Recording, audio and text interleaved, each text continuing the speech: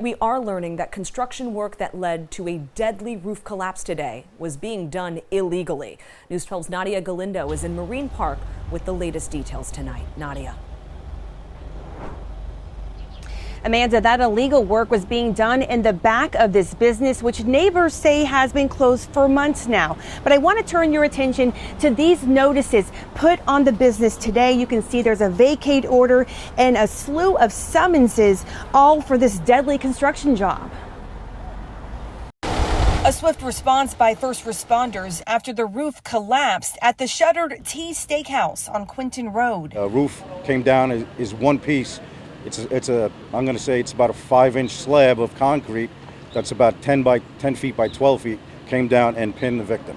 It happened just before 9 this morning, and according to the FDNY, crews had to use heavy equipment to lift the slab from the pinned worker, who later died.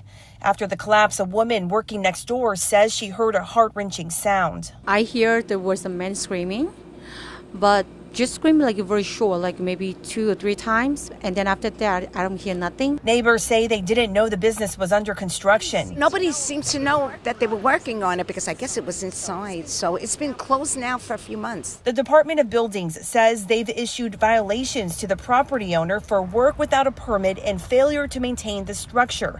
The construction involving demolishing a walk-in freezer and commercial kitchen.